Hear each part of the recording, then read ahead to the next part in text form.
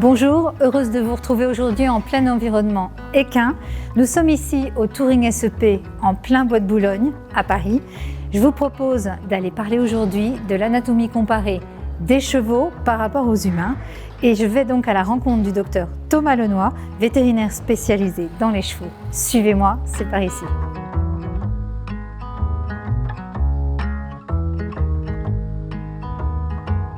Bonjour Thomas.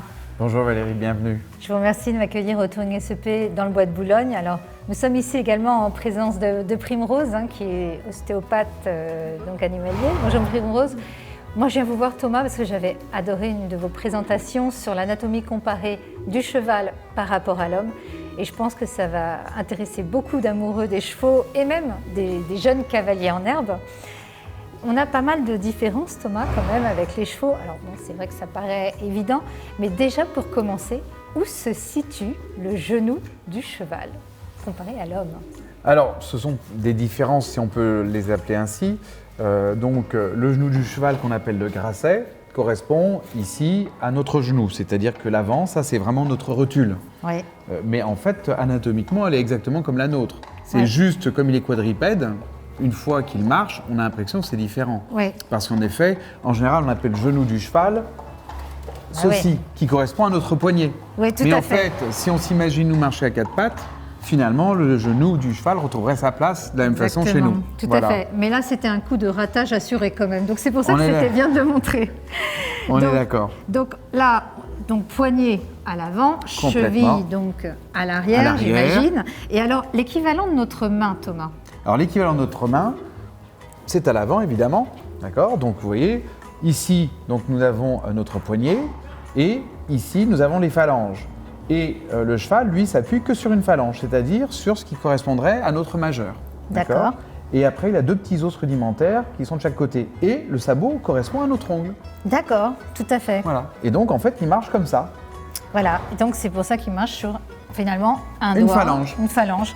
Et donc voilà, ça c'est un point important à savoir. Et puis c'est pour ça d'ailleurs qu'on essaie de protéger au maximum ces extrémités. Ah ben chez on les dit chevaux. pas de pied, pas de cheval. Donc clairement, c'est la chose la plus importante, à la fois pour se mouvoir et c'est toute sa proprioception. Tout à Donc fait. c'est ce qui fait sa caractéristique. Thomas, tant qu'on est sur les membres des chevaux, il y a un os que le cheval n'a pas et que nous humains, pourtant, nous avons. Tout à fait, c'est la clavicule. D'accord. C'est-à-dire qu'en fait, les membres antérieurs de chaque côté, dont les épaules, qui remontent jusqu'ici, ça correspond à l'omoplate, l'articulation de l'épaule, tiennent au tronc par des muscles seulement, qu'on appelle les muscles sustentateurs.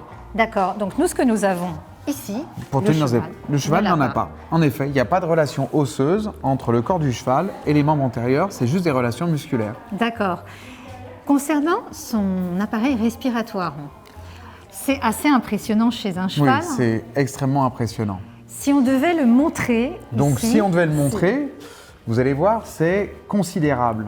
Donc là, j'en fais les limites, d'accord. Il vient comme ça, comme ça, comme ça et comme ça. C'est ce qui confère au cheval ses capacités athlétiques. Oui. Mais en fait, il les exploitait dans la nature parce que c'est une proie. Exact. Donc sa seule façon d'échapper aux prédateurs, c'est à la fois la vitesse permise par ses membres et à la fois une capacité à galoper très longtemps Oui. grâce à des poumons qui sont gigantesques. Mais, à contrario, ça rend sensible à tout un tas d'éléments de la nature Infectieux ou autres, ou même des poussières, etc. Oui, tout à fait. Donc, c'est ses capacités d'endurance, mais aussi, on sait que la grippe existe chez les chevaux Complètement. et qui sont très sensibles à certains allergènes. Ou Alors la autres. grippe, pas plus sensible à la grippe que nous, mais par Oui. contre, ils ont besoin d'être vaccinés. Parce à que c'est fait. sûr, ils se la transmettent de cette façon-ci. Oui, exact. Complètement. Thomas, ici, on a vu donc l'appareil respiratoire. Il y a aussi, alors, l'appareil digestif, ça fera l'objet d'un autre épisode, mais j'aimerais juste dire un mot quand même sur la dentition du cheval, parce qu'elle est quand même très particulière.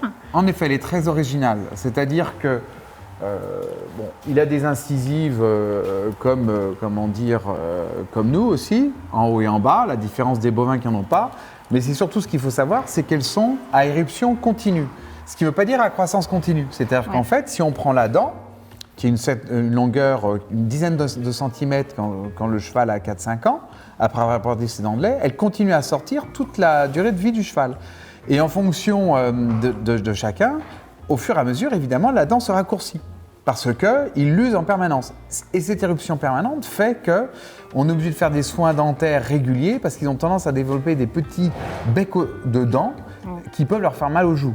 Oui. Et donc, c'est pour ça que pour leur bien-être, on le fait. C'est sûr que dans la nature, ils n'ont pas cette chance, mais par chance, ils sont avec nous et on peut leur permettre ce type de soins. Exactement. Et contrairement au lapin, ce n'est pas le même système de pousse. Non, le des lapin, dents. c'est une croissance continue et c'est juste une éruption continue. C'est-à-dire que la dent va sortir toute la durée de vie du cheval jusqu'à un moment où il n'y a plus de réserve de racines.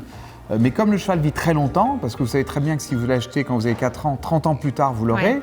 Donc il va vous accompagner une très longue durée de votre vie. C'est-à-dire qu'à grosso modo, vous avez 15 ans, à 50 ans, vous l'aurez peut-être. Exact.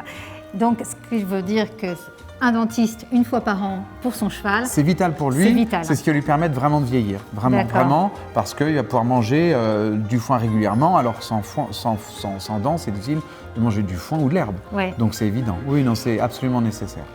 Thomas, on a un épisode sur la chaîne concernant la vision du cheval qui est totalement dédié à la vision parce que c'est un élément extrêmement important pour les amoureux des chevaux comme les cavaliers, parce qu'il y a beaucoup d'accidents qui sont liés en fait à la vision du cheval et justement que les gens ne maîtrisent pas le sujet.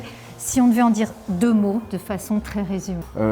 Le cheval a une vision de proie, c'est-à-dire qu'en fait, tous ses comportements sont liés à cela.